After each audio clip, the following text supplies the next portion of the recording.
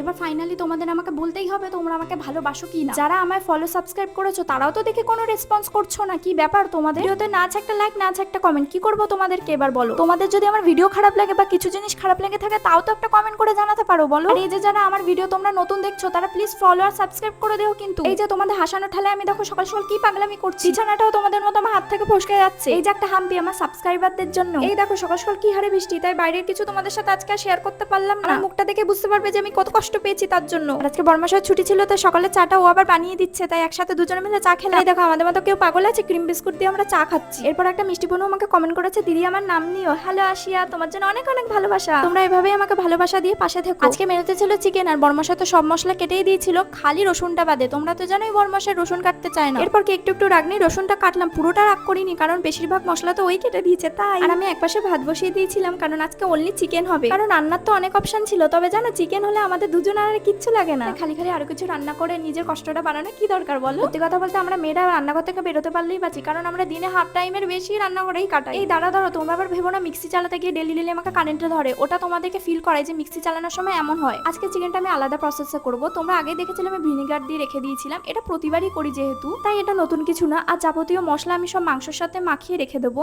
আর জানো তো মা একটা টিপস দিয়েছিল, যে কোনো কিছু রান্নার আগে যদি ম্যারিনেট করতে হয় তাহলে ভালো করে হাত দিয়ে মাখিয়ে রেখে দিতে হয়, তাই আমি চিকেনটাকে মাখিয়ে আধা ঘন্টা রেস্টে রেখেছিলাম। এবার তোমরা বলো এই প্রসেসে কারা কারা চিকেন রান্না করো, অবশ্যই আমি কিন্তু কমেন্ট চাই, নাহলে জানো তো মনে সত্যি সত্যি ভীষণ কষ্ট হয় যে এত কষ্ট করে ভিডিও তৈরি করি তাও তোমরা একটা রেসপন্স করো না। তারপর কি একটা পেটুক আছে আমার বাড়ি, তার জন্য আবার কষা মাংস তুলে রাখলাম, যদিও ওখান থেকে আমিও ভাগ নেবো। এই যে আবার পেটুক বলছি বলে তোমরা আবার সত্যি সত্যি ভেবো না ও পেটুক, তা কিন্তু নয়। তোমাদের যেমন আমি শুঙ্কু পুঙ্কু বলে ডাকি তেমন হচ্ছে পেটুক। আর এই দেখো কি সুন্দর পুচকো একটা চাল কুমড়ো, সকালে আসতে পারিনি তো কি হয়েছে, তাই বৃষ্টি থামার পর দুপুরে চলে এসেছি আমি ছাদে। আর আজকে কি মেনু সেটা তো তোমরা জানোই। আর ভিডিওটা ভালো লাগলে অবশ্যই লাইক কমেন্ট সাবস্ক্রাইব করে দিও কিন্তু।